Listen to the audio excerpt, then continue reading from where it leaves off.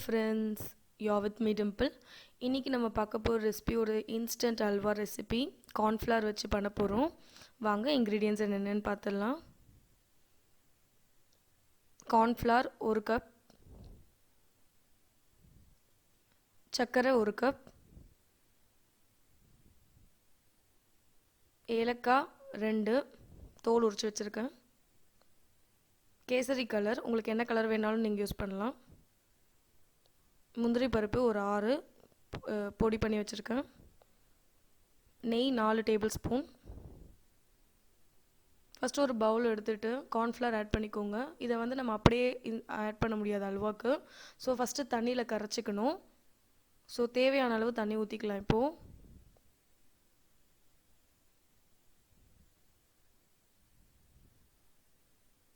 இதை நல்லா கரைச்சி வச்சுக்கோங்க. இந்த மாதிரி ஒரு கட்டி கட்டியாக வரும், அதெல்லாம் நல்லா க்ளீனாக கரைச்சி வச்சுக்கோங்க. அவ்வளோதான். இப்போ ஸ்டவ் ஆன் பண்ணிவிட்டு நான்ஸ்டிக் பேன் வச்சுக்கோங்க. எப்பவுமே அல்வா செய்யும்போது நான்ஸ்டிக் ப்ரிஃபர் பண்ணுங்கள்.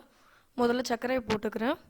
1 கப் சர்க்கரைக்கு 1 கப் தண்ணி ஊற்றலாம், இல்லை சர்க்கரை முழுகிற அளவுக்கு தண்ணி ஊற்றிக்கோங்க. நல்லா லோ ஃப்ளேமில் வச்சுக்கோங்க. சர்க்கரை நல்லா கரையணும். இந்த மாதிரி கொஞ்சம் கொஞ்சமாக கலந்து விட்டுக்கோங்க. சர்க்கரை கரையும் அப்போ தான் சீக்கிரமாக. இதுக்கு வந்து சிறு கம்பி பதம் ஒரு கம்பி பதம் எதுவுமே தேவையில்லை. நல்லா கொதி வரணும். இந்த மாதிரி கொதி வந்தாலே நம்ம கார்ன்ஃப்ளவர் கரைச்சி வச்சுருக்கோம் பார்த்தீங்களா, அதை ஆட் பண்ணிக்கலாம். இப்போ சிம்மில் வச்சுட்டு ஆட் பண்ணிக்கோங்க. ஏன்னா கொஞ்சம் மீடியம் ஃப்ளேம் வச்சிங்கன்னா கூட அது இமிடியேட்டாக கட்டி வந்து ஃபார்ம் ஆகிடும். ஸோ கார்ன்ஃப்ளவர் வந்து டக்குன்னு டைட் ஆகிடும். ஸோ ரொம்ப சிம்மில் வச்சுட்டு இந்த மாதிரி பண்ணுங்கள்.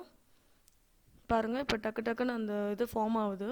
ஸோ ஃபாஸ்ட்டாக நம்ம மிக்ஸ் பண்ணிகிட்டே இருக்கணும். கொஞ்சம் விட்டுட்டா கூட டைட் ஆகிடும் மாவு. இந்த மாதிரி நல்லா கலந்து விட்டுட்டே வாங்க.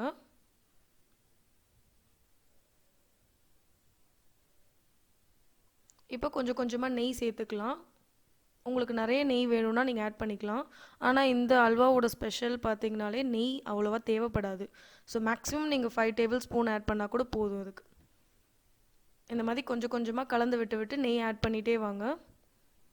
இந்த மாதிரி ஒட்டாமல் பாருங்கள், நல்லா இப்போ ஒரு கன்சிஸ்டன்சி வந்திருக்கு. இந்த மாதிரி தான் கலந்து விட்டுக்கிட்டே வரணும்.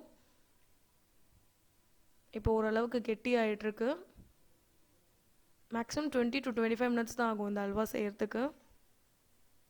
அவ்வளோதான். இப்போ பாருங்கள், நல்லா ஒட்டாமல் கொஞ்சம் கொஞ்சமாக சேர்ந்து வருது.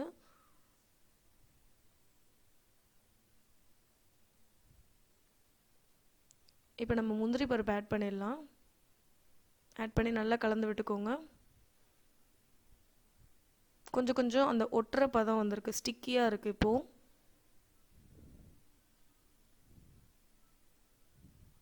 இப்போ ஏலக்காய் தூளும் கேசரி கலரும் ஆட் பண்ணிக்கிறேன். நல்லா கலந்து விட்டுக்கோங்க. இப்போது கொஞ்சம் நெய் சேர்த்துக்கோங்க கடைசியாக. அவ்வளோதான். இப்போ நல்லா ஃபாஸ்ட்டாக நம்ம கைவிடாமல் கலந்து விட்டுட்டே இருக்கணும். ஒரு 5 மினிட்ஸ் இந்த லாஸ்ட்டில் நம்ம கலந்து விடுறது தான் அந்த பர்ஃபெக்ட் கன்சிஸ்டன்சி வரும். நீங்கள் கொஞ்சம் ஒரு பதம் விட்டு அதை நீங்கள் ஃபினிஷ் பண்ணால் கூட அது வந்து உடஞ்சி வரும் அல்வா. அவ்வளோதான். இந்த மாதிரி ஒட்டாமல் நல்லா பாருங்கள், இதுதான் பர்ஃபெக்ட் கன்சிஸ்டன்சி. கொஞ்சம் கொஞ்சமாக வந்துடும். அவ்வளோதான். இப்போ கொஞ்சம் கூட ஒட்டாமல் வந்திருக்கு பாருங்கள், இதுதான் கன்சிஸ்டன்சி. அவ்வளோதான். இப்போ ஒரு ட்ரே இந்த மாதிரி வச்சுட்டு நெய் தடவி வச்சுக்கோங்க. இப்போ இது நல்லா ஃபினிஷ் ஆகிடுச்சு. இதை அந்த ட்ரேயில் கொட்டிக்கோங்க. ஸோ ஷேப் அழகாக வரும். அவ்வளோதான். இப்போ பாருங்கள், கொஞ்சம் கூட ஒட்டலை, அதுவாக நழுவி விழுந்துருச்சு. ஸோ நான்ஸ்டிக்குன்றதுனால ரொம்ப ஈஸியாக வரும். இந்த மாதிரி அட்ஜஸ்ட் பண்ணிவிட்டு இதை ஒரு 1 hour அப்படியே டச் பண்ணாமல் வச்சுடுங்க, சரி பண்ணிவிட்டு. ஸோ மினிமம் 1 hour கண்டிப்பாக அது இருக்கணும். ஸோ இதெல்லாம் செட் ஆகிடும் அழகாக.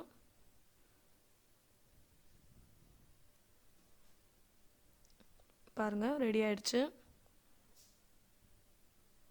இப்போ நமக்கு தேவையான ஷேப்ஸில் கட் பண்ணிக்கலாம்.